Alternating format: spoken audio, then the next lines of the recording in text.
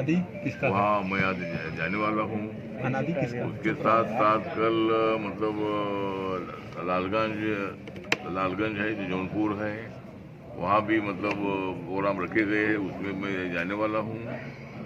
और बनारस की जो सीट है वाराणसी के माननीय नरेंद्र मोदी जी की है, यहाँ आज जो शाम को कुछ प्रोग्राम हो गए तो वो भी मैं अटेंड करने वाला हूँ। और यहाँ जो बीजेपी का ऑफिस है वहाँ भी मैं भेंट करने वाला हूँ। और कल सिद्धार्थ गौतम बुद्ध जी की जो जयंती है, तो इस जयंती के अवसर पर मैं खुद बुद्धिस्ट हूँ और सारनाथ में पहली बार मैं बुद्ध जयंती मनाने के लिए मैं इधर आया हूँ और मैं कल सुबह सारनाथ में जाने वाला हूँ। तो इसी तरह मतलब जो पूर्वांचल की 35 सीटें हैं, 35 सीटों पर बीजेपी और एनडीए को आप चुनकर दीजिए, ये आह्वान करने के लिए मैं आज यहाँ वाराणसी आया हूँ। 5 चरण का मतदान खत्म हो गया है, क्या माहौल दिख रहा है देश और प्रदेश में? देश भर में माहौल बहुत अच्छा है। जिस तरह 543 सीटों पर चुनाव होने जा रहा है देश भर में, और इसके पहले बीजेपी साउथ इंडिया में उतनी स्ट्रांग नहीं थी, खाली कर्नाटक में ही बीजेपी की सीट ज्यादा चुनकर आती थी।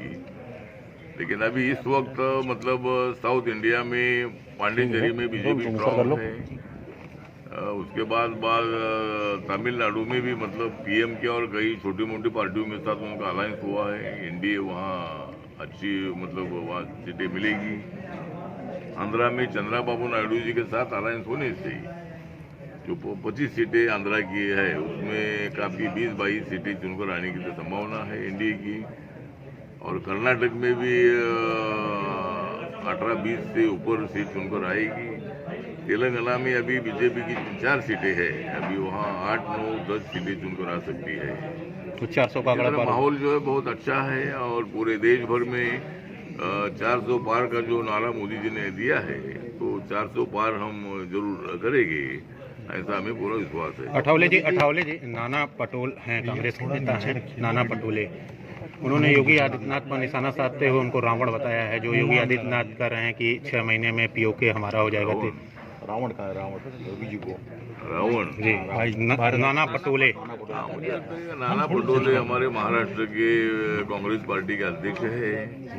कई साल वो बीजेपी में भी रहे, बीजेपी के मेंबर ऑफ पार्लियामेंट भी रहे हैं, लेकिन बीजेपी छोड़कर अभी कांग्रेस में जाए चले गए हैं। और योगी जी को रावण कहना ठीक नहीं है, मतलब इसी तरह के आरोप में बिल्कुल तथ्य नहीं है। योगी जी तो मतलब राम भक्त है, योगी जी मोदी जी के भक्त भी है, और योगी आदित्यनाथ जी पर इसी तरह आरोप लगाना ठीक नहीं है, तो इस आरोप में बिल्कुल तथ्य नहीं है। सर राहुल गांधी जो है महिलाओं के अकाउंट में खटाखट लाख रुपए पहुंचाने की बात कह रहे हैं। खटाखट बड़ा वायरल हो रहा है। मुझे लगता है कि राहुल गांधी ने ये बोला है कि वह महिलाओं के खाते में खटाखट 1 लाख रुपए जमा हो गए, लेकिन उनको ये मालूम नहीं है कि 4 जून को ऐसा रिजल्ट आएगा कि मतलब लोग मोदी जी के नाम पर कमल पर पटापट बटन दबाएंगे और मोदी जी को भारी वोटों से चुनकर लाएंगे। तो राहुल गांधी के हाथ में सत्ता आने वाली नहीं है, तो ये खटाखट क्या करेंगे? मतलब शिवराज जी कह रहे हैं कि पीओके फिर से आएगा, पीएम अगर तिवारा बनते हैं तो पीओके। शिवराज जी कह रहे हैं कि पीओके फिर से आएगा, भारत का हिस्सा होगा अगर तीसरी बार प्रधानमंत्री बनते हैं तो मोदी जी। तो मतलब जो पाक व्याप्त कश्मीर है, ये पाक व्याप्त कश्मीर पर पाकिस्तान का कोई अधिकार नहीं है, वो कश्मीर का इलाका रहा है।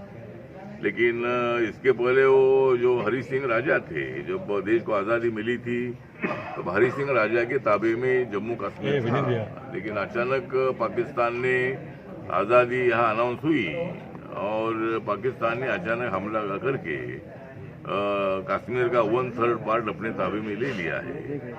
तो इसके पहले जब 70 सालों तक कांग्रेस पार्टी की सरकार थी, उन्होंने मतलब पीओके को अपने ताबे में लेना चाहिए था, लेकिन ऐसा हुआ नहीं। लेकिन भविष्य में जरूर, मैंने भी पार्लियामेंट में बहुत बारी मांग की है कि एक दिन ऐसा आएगा कि पीओके मतलब भारत में आएगा, और आज वहाँ के लोग भी भारत के साथ आने के लिए उत्सुक है। और जरूर मतलब कुछ दिनों के बाद ही पीओके अपने कश्मीर में आएगा, भारत में आएगा। ओवैसी जी कह रहे हैं कि 10 साल की सरकार थी तब क्या क्यों नहीं किया? ओवैसी जी कह रहे हैं 10 साल की सरकार थी तब क्यों नहीं लिया? नहीं, 10 साल में नहीं लिया क्योंकि एक काम हमको करना है, एक साथ सब काम नहीं होता है। एक बार सर्जिकल स्ट्राइक हमने किया है और पाकिस्तान के साथ मतलब जो आतंकवादी एक्टिविटीज को रोकना चाहिए और भारत के साथ दोस्ती करने के लिए उन्होंने तैयार होना चाहिए। तो ये पाकिस्तान की इकोनॉमी डेवलप हो सकती है, पाकिस्तान के लोगों को न्याय मिल सकता है। भारत के साथ झगड़ा करने से उनको कुछ भी नहीं मिलेगा और पाकिस्तान ने जम्मू पाक व्याप्त कश्मीर को भारत के हवाले करके भारत के साथ दोस्ती करनी चाहिए। इनका सवाल ले लीजिए। आठवले जी, मायावती कह रही हैं कि दलितों को गुमराह नहीं होना चाहिए, भाजपा गुमराह कर रही है, इस पे क्या कहना चाहेंगे? दलितों को वोट नहीं होगा। मायावती जी जो बोल रहे हैं कि भाई दलितों को गुमराह किया जा रहा है, लेकिन बिल्कुल गुमराह नहीं किया जा रहा है। लेकिन कांग्रेस पार्टी और इंडिया आघाड़ी वाले भी दलितों को गुमराह कर रहे हैं, लेकिन बीजेपी उनको सही रास्ते से आगे ले जाना चाहती है। दलितों का आर्थिक और सोशल जो मतलब उनका एक्सप्लॉयटेशन हुआ है, उनसे बचाने के लिए बीजेपी और एनडीए की सरकार जो है ये अच्छा काम कर रही है। और दलितों के लिए मतलब मेरे मंत्रालय का बजट 1,59,000 करोड़ का है। आदिवासी का ट्राइबल का बजट 1,33,000 करोड़ का है। तो टोटल बजट में मतलब हमको बहुत बड़ी राहत जो है माननीय मोदी जी ने दी है और दलितों की आर्थिक उन्नति के लिए और शैक्षणिक उन्नति के लिए हमारी सरकार बहुत अच्छा काम कर रही है। और मायावती जो आरोप कर रही है उसमें तथ्य नहीं है। दलितों को बीजेपी बिल्कुल गुमराह नहीं कर रही है, मायावती दलितों को गुमराह कर रही है, इसलिए दलित उनको छोड़ रहे हैं और वो बीजेपी में शामिल हो रहे हैं।